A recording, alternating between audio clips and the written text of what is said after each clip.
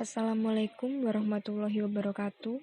Salam sejahtera bagi kita semua. Salam, Om Swastiastu, Namo Buddhaya, dan salam kebajikan.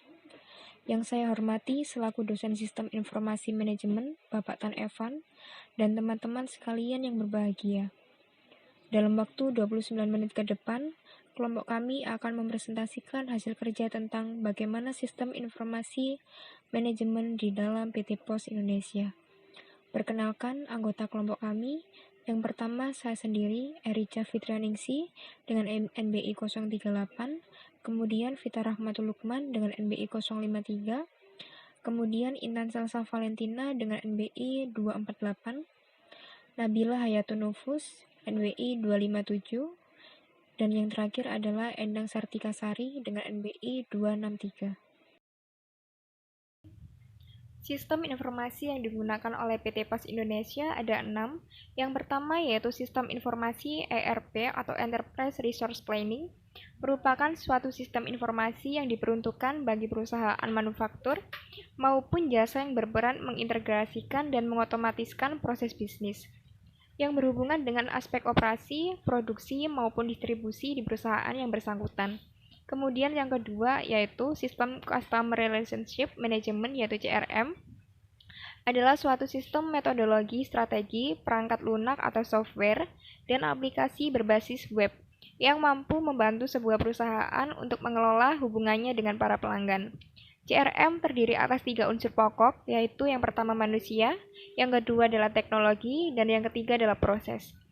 Kemudian yang ketiga yaitu Sistem Supply Chain Management atau SCM, yaitu metodologi strategi perangkat lunak atau software dan aplikasi berbasis web yang mampu membantu sebuah perusahaan untuk mengelola hubungannya dengan para pemasok. Kemudian yang keempat ada Sistem Enterprise Application Integration atau yang bisa disebut EAI. Software EAI memungkinkan para pemakai membuat model berbagai proses bisnis yang dilibatkan dalam interaksi yang harus terjadi antar aplikasi bisnis.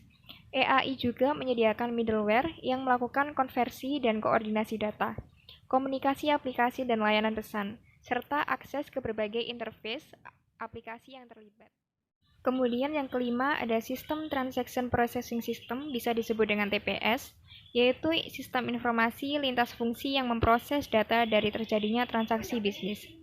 Transaksi adalah berbagai kegiatan yang terjadi sebagai bagian dari aktivitas bisnis, seperti penjualan, pembelian, penyimpanan, penarikan, pengembalian, dan pembayaran. Kemudian yang keenam ada Sistem Enterprise Collaboration System, bisa disebut dengan ECS, yaitu sistem informasi lintas fungsi yang meningkatkan komunikasi, koordinasi, dan kerjasama antar anggota tim bisnis dan kelompok kerja. Teknologi informasi, terutama teknologi internet, memberikan berbagai alat untuk membantu perusahaan bekerja sama untuk mengomunikasikan berbagai ide, berbagai sumber daya, dan mengkoordinasikan usaha kegiatan kerjasama sebagai anggota dari proses formal dan informal, tim proyek, dan kelompok kerja yang membentuk organisasi. Di PT Pos Indonesia, aplikasi sistem informasi manajemen menggunakan komputer. Pemakaian komputer sangat penting, antara lain untuk pengumpulan data, pengelolaan data, memasukkan data barang, pengiriman barang dari pemasok dan mengecek laporan-laporan, pembuatan jadwal karyawan maupun rencana kerja. Dan masih banyak lagi kegunaan dari fasilitas komputer di PT Indonesia untuk mengetahui pengiriman paket barang banyak, cepat, dan teliti. Memang sangat memerlukan komputer. Tanpa komputerisasi, pengelolaan transaksi, efisiensi tidak akan tercapai, sehingga perusahaan akan kalah dan dalam persaingannya dan target tidak akan tercapai. Mekanisme sistem informasi pada proses aliran data yang terintegrasi. Aplikasi sistem informasi manajemen merupakan kegiatan yang memperoleh dan mengintegrasikan sumber daya fisik dan konseptual yang menghasilkan suatu sistem yang bekerja. Yang pertama yaitu 1. Merencanakan penerapan. Manajer dan spesialis informasi memahami dengan baik pekerjaan yang diperlukan untuk menerapkan rancangan sistem. Pengetahuan ini untuk mengembangkan rencana penerapan sistem informasi manajemen. Kemudian yang kedua yaitu mengumumkan penerapan. Proyek penerapan diumumkan kepada para pegawai dengan cara yang sama seperti pada penelitian sistem. Tujuan pengumuman ini adalah menginformasikan pegawai mengenai keputusan untuk menerapkan sistem informasi manajemen dan meminta kerjasama sesama pegawai. Kemudian yang ketiga yaitu mendapatkan sumber daya perangkat keras, menyiapkan perangkat keras yang dibutuhkan. Yang keempat yaitu mendapatkan sumber daya perangkat lunak, menyiapkan perangkat lunak yang diperlukan. Yang kelima, ada menyiapkan database. Pengolahan database atau database administrator bisa disebut dengan DBA, bertanggung jawab untuk semua kegiatan yang berhubungan dengan data. Data ini mencakup persiapan database. Jika perusahaan belum menggunakan sistem manajemen database, atau bisa disebut dengan DBMS, DBA akan berperan penting dalam memilih perangkat lunak itu. Kemudian yang keenam yaitu menyampaikan fasilitas fisik. Jika perangkat keras sistem informasi manajemen tidak sesuai dengan fasilitas yang ada, perlu dilakukan konstruksi baru. Ruang komputer yang menyimpan mainframe atau komputer mini berskala besar merupakan kombinasi yang rumit dari lantai yang ditinggikan. Pengendalian suhu dan kelembapan suhu, peralatan kebakaran, dan sebagainya. Pembangunan fasilitas tersebut dapat menjadi tugas berat dan harus dijadwalkan sehingga sesuai dengan keseluruhan rencana proyek. Kemudian yang ketujuh yaitu mendidik peserta dan pemakai. Beberapa orang yang membuat sistem bekerja disebut dengan peserta, dan mereka meliputi operator, pemasok data, pegawai administrasi lainnya. Semua orang-orang ini harus dididik tentang peran mereka dalam sistem. Kemudian yang kedelapan yaitu menyetujui atau menolak masuk ke sistem baru. Manajer dan pengaruh SIM menelaah status proyek dan menyetujui atau menolak rekomendasi tersebut. Bila manajemen menyetujui rekomendasi itu, manajemen segera menerapkannya.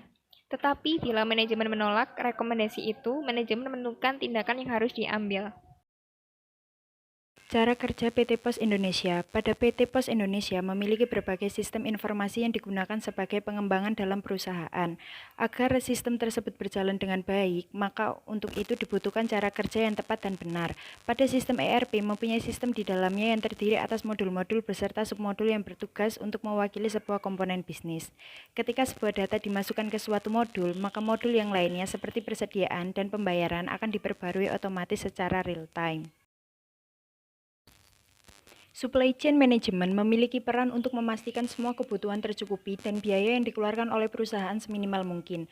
Hal ini berarti bahwa SCM bertanggung jawab atas produktivitas, kualitas, dan efisiensi di bidang operasional sebuah perusahaan. Perusahaan menjalankan pengelolaan ini dengan membuat rantai dari satu supplier ke yang lain, lalu ke pabrik untuk diolah, sampai pihak yang akan mengedarkan suatu produk ke khalayak umum. Tanpa adanya SCM, rantai yang ada akan berjalan begitu saja tanpa pertimbangan yang justru akan merugikan perusahaan. Dengan pengelolaan yang baik, eksekusi secara keseluruhan akan menjadi lebih efektif dan ekonomis. Perusahaan juga jadi bisa mengetahui dan memastikan bahwa produk yang dibuat sampai ke tangan pelanggan di saat yang tepat.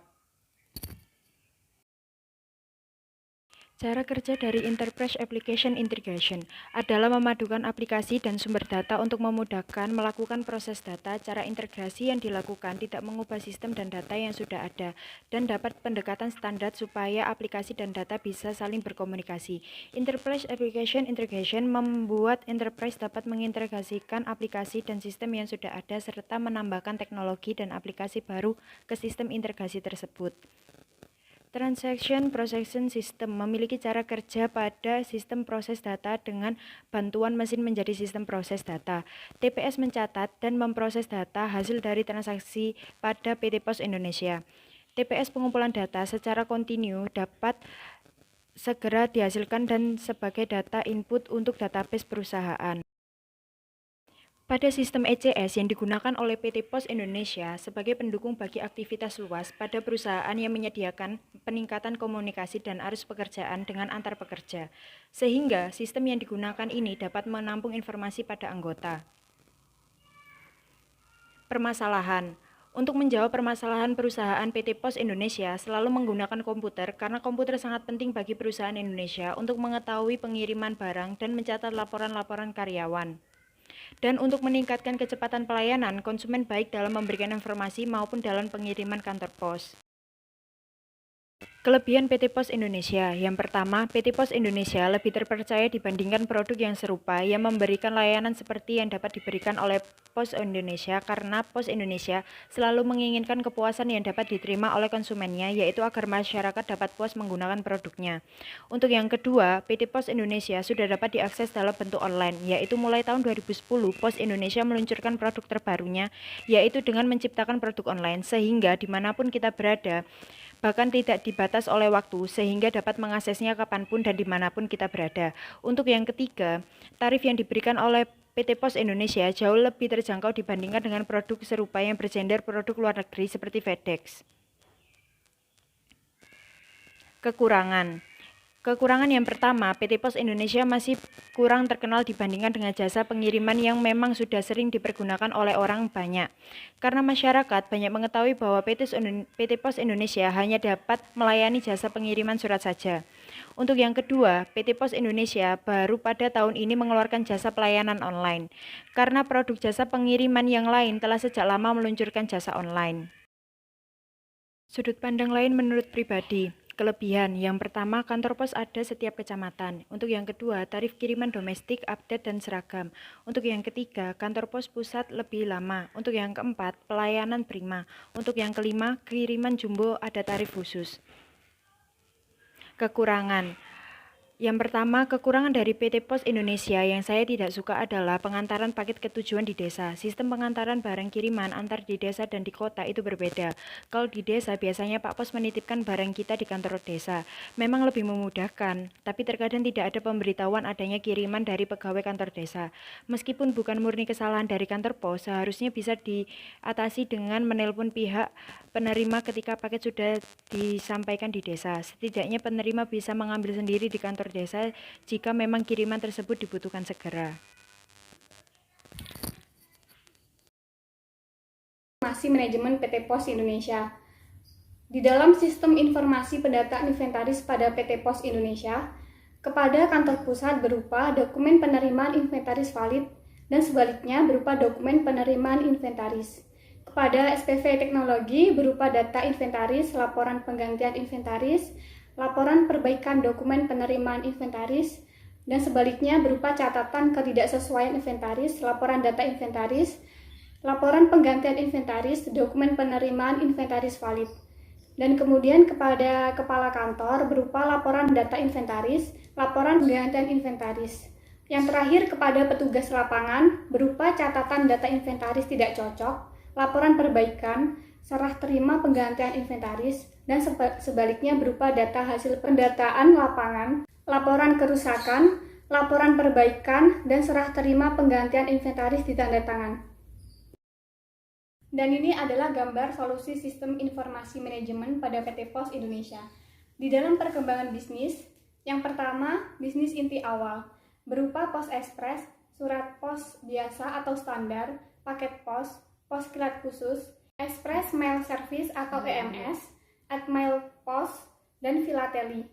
Yang kedua, bisnis berkembang jasa keuangan, berupa Postpay, Wesel Post, Giro Post, Fund Distribution, dan Bank Channeling.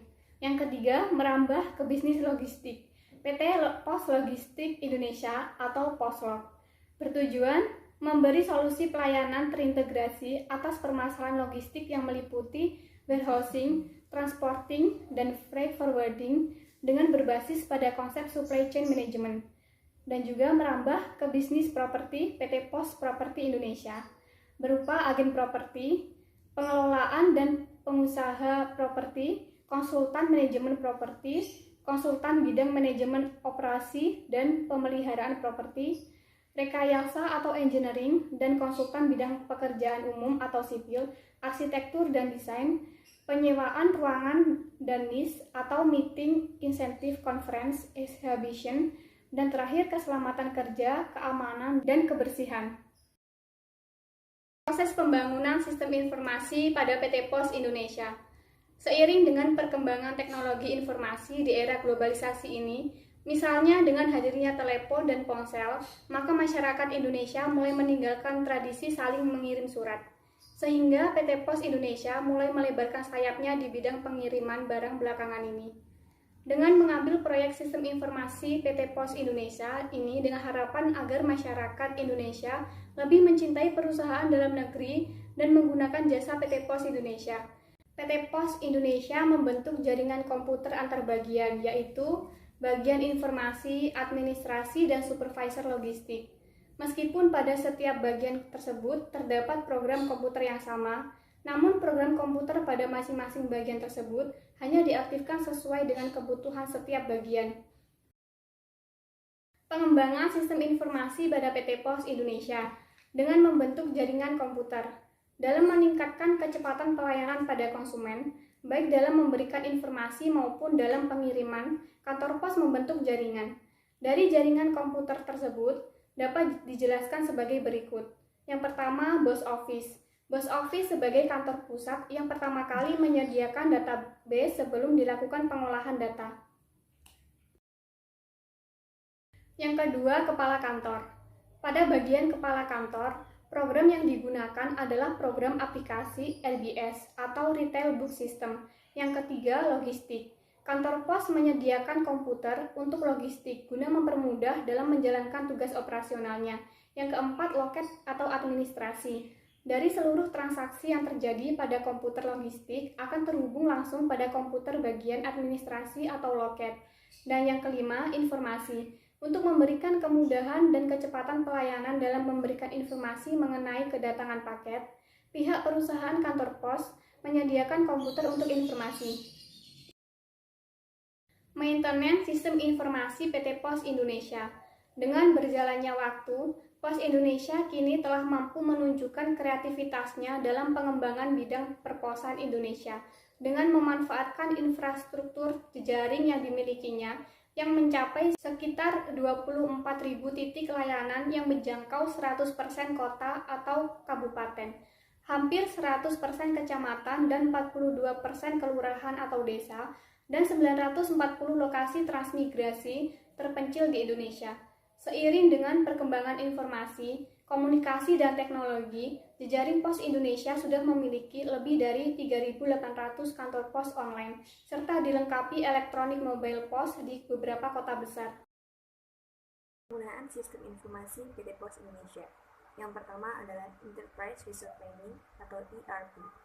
Sistem ERP atau Enterprise Resource Planning pada PT Pos Indonesia digunakan untuk pengoperasian jasa dan distribusi dengan mempertimbangkan pengoperasian perusahaan dalam proses internal melalui manajemen sumber daya manusia perusahaan, akuntansi, keuangan, logistik, dan distribusi secara tepat waktu. ERP juga berguna agar mendapatkan suatu efisiensi, kecepatan, dan responsivitas yang digunakan dalam mencapai keberhasilan di lingkungan bisnis yang dinamis. Beberapa contoh aplikasi ERP pada PT Pos Indonesia sebagai pendukung, yang pertama adalah IT atau Information Technology. Teknologi informasi sangat penting dalam pelaksanaan kegiatan. Dengan adanya teknologi informasi, maka akan tercipta pengintegrasian dalam proses dan entitas bisnis yang baik. Esensi dari pengintegrasian tersebut adalah melakukan share terhadap informasi yang telah dimiliki dan dihasilkan oleh berbagai pihak.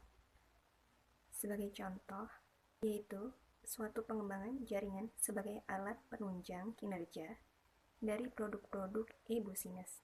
Hal yang perlu diperhatikan dalam memilih IT adalah scalable solution dan open system, agar sistem dapat disesuaikan dengan kebutuhan. Dalam hal keterkaitan dengan proses bisnis, maka ketepatan pada IT yang digunakan akan menentukan proses bisnis yang excellent. Yang kedua, business process. Proses bisnis dalam e-business sangat melekat pada IT untuk menghasilkan mutu layanan yang baik dan excellent.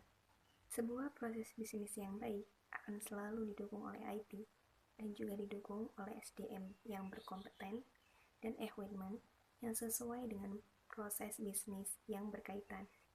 Peran SDM tidak ditentukan oleh kemampuan teknis semata, melainkan terhadap perilaku yang mencerminkan kerja keras, mandiri, jujur, dan teamwork oriented. Yang ketiga, performance standard. Untuk dapat bertahan, suatu bisnis harus memiliki standar output yang sama dengan standar yang berlaku umum di industri. Beberapa performance standard yang berlaku umum tidak terlepas dari faktor-faktor akurasi, speed, efisiensi, dan flexibility.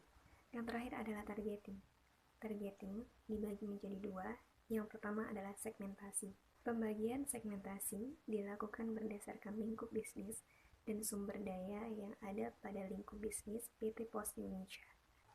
Yang pertama adalah lingkup nasional, kedua lingkup UPT, yang ketiga lingkup Wilpos. Yang kedua adalah target. Target pembagian bisnis mengarah pada lingkup arahan target yang potensial, seperti target para pelaku bisnis. Para pelaku bisnis mengarah pada private sector, yaitu sektor swasta dan bisnis yang berorientasi pada profit. Target government. Target lingkup pemerintah mengarah pada lembaga pemerintahan, serta mengarah pada instansi pemerintahan. Untuk target lain berfokus pada perusahaan nirlaba. Target individu. Arahan bertarget pada perseorangan seperti customer individu, serta para pengguna teknologi informasi seperti ICT atau Information, Communication, dan Teknologi.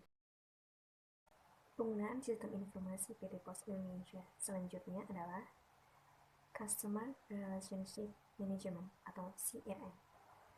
PT Pos Indonesia memanfaatkan sistem CRM untuk program-program sebagai berikut. Yang pertama adalah program evila.com. Dengan adanya program ini, PT Pos Indonesia dapat melakukan perbaikan berdasarkan masukan dari pelanggan, pemesanan atau keluhan pelanggan secara cepat dan terarah. Selanjutnya adalah program kontak kami. Program ini diperuntukkan kepada pelanggan yang ingin menyampaikan komentar, kritik, saran, pertanyaan, pengaduan pengirim kepada pihak perusahaan. Selanjutnya, program jejak pendapat. Program ini sebagai sarana untuk berkomunikasi dengan PT Pos Indonesia tentang pengiriman ataupun informasi jasa Pos Indonesia melalui email, Facebook, dan Twitter yang dapat diakses langsung dari website PT Pos Indonesia. Supply Chain Management atau SCM. Pemanfaatan sistem SCM pada PT Pos Indonesia adalah untuk mengelola akun-akun pemasok, seperti Plaza Pos yang dapat diakses melalui alamat website www.plazapos.com dan program evila.com. Pemasok-pemasok utama yang telah diisyaratkan memiliki pengetahuan yang memadai mengenai sistem informasi dan internet working, serta mempunyai akses jaringan yang baik yang mampu memantau data dan kegiatan pemasok secara online dan real time. Sedangkan untuk pemasok konvensional yang masih menggunakan telepon atau cash and carry, dikelola datanya oleh karyawan mitra utama, di mana transaksi itu dilakukan. Enterprise Application Integration atau EII. Salah satu aplikasi EII pada PT Pos Indonesia digunakan pada layanan Plaza Pos, di mana pelanggan diminta untuk mengisi member area, kemudian melakukan submit. Dengan demikian, perusahaan dapat mengetahui informasi pelanggan yang mengunjungi Plaza Pos. Contoh lain, seperti dalam sistem pembelian dalam program Plaza Pos, yakni yang akan membuat permintaan elektronik. Pesanan pembelian yang dibuat oleh komputer akan melintas di internet kembali ke perusahaan PT Pos Indonesia. Transaction Processing System atau TPS. Sistem proses transaksi pada PT Pos Indonesia mendukung program Plaza Pos, seperti dalam akses pembayaran secara online, Aktivitas pada proses transaksi dibutuhkan untuk menangkap dan memproses data pelanggan sampai transaksi pembayaran belanja melalui jaringan internet. Enterprise Collaboration System atau ECS. Sistem kerjasama perusahaan PT Pos Indonesia seperti dalam hubungan kemitraan, karena hampir tidak mungkin aktivitas bisnis dapat dijalankan tanpa kemitraan. Sebagai contoh dalam aktivitas Limit Communication Technology Service atau ECOM, yang mana dalam pelaksanaan diperlukan adanya beberapa kerjasama terhadap perusahaan yang menggunakan jaringan PTSN, CDMA, GSM, maka mutlak diperlukan kemitraan dengan pihak perusahaan. Pelayanan pada PT Pos Indonesia. Yang pertama, pelanggan datang, pelanggan menemui pelayan yang ada di dalam PT Pos Indonesia. Yang kedua, melakukan input alamat tujuan surat, yaitu pelanggan menuliskan alamat tujuan yang akan dituju. Yang ketiga, pelayan memproses data. Pelanggan diminta untuk menunggu dan pelayan akan melakukan input alamat tersebut. Yang keempat, proses data selesai, pelayan akan kembali memanggil pelanggan bahwa penginputan telah berhasil. Yang kelima, membayar biaya pengiriman. Pelanggan diminta untuk membayar sejumlah biaya yang akan dibutuhkan dalam pengiriman. Yang keenam, mendapat bukti pengiriman, yaitu setelah selesai pelanggan akan diberikan bukti pengiriman atau diberikan sebuah kwitansi. Pemasaran pada PT Pos Indonesia. Pos Indonesia kini mampu menunjukkan kreativitasnya di bidang jasa pos dengan memanfaatkan infrastruktur jejaring yang dimilikinya mencapai sekitar 24.000 titik layanan yang menjangkau 100% kota atau kabupaten, hampir 100% kecamatan, dan 42% kelurahan atau desa, serta 940 lokasi transmigrasi terpencil di Indonesia. Seiring dengan perkembangan informasi, komunikasi, dan teknologi, jejaring Pos Indonesia sudah memiliki 3.700 kantor pos online, serta dilengkapi elektronik mobile pos di beberapa kota besar. Semua titik merupakan rantai yang terhubung satu sama lain secara solid dan terintegrasi. Sistem kode pos diciptakan untuk mempermudah proses pengiriman, di mana tiap jengkal daerah di Indonesia mampu diidentifikasi dengan akurat. Berikut juga gambaran dari proses pemasaran yang dilakukan oleh PT Pos Indonesia. Yang pertama meliputi collect, yaitu data entry, mencetak resi rekap 2, satu untuk konsumen dan satu untuk kiriman. Yang kedua, processing, yaitu melalui validasi atau sortir pemilihan. Yang ketiga, pelabelan atau pengkantungan sesuai tujuan. Yang keempat, transporting. Yang kelima, distribution atau penerimaan kantung-kantung tersebut. Yang keenam, delivery atau pengiriman sesuai dengan alamat yang dituju. Estimasi dari perhitungan biaya implementasi sistem informasi pada PT Pos Indonesia. Yang pertama, web development, yang meliputi registrasi domain selama 1 tahun, 150.000, web hosting 100 meter, 100.000 dikali 12 bulan, yaitu 1.200.000, web design semi-news 7.500.000, input data awal dan analisis 3.500.000. Jadi, total biaya pembangunan web yaitu 12.350.000. Sedangkan yang kedua, webmail, pembuatan email berbasis web dibutuhkan biaya 1.500.000. Sekian hasil kerja dari kelompok kami. Untuk teman-teman atau Bapak dosen Tan Evan yang ingin memberi sanggahan, pendapat atau komentar tentang hasil kerja dari kelompok kami bisa diutarakan di kolom komentar. Terima kasih dan salam sehat untuk kita semua.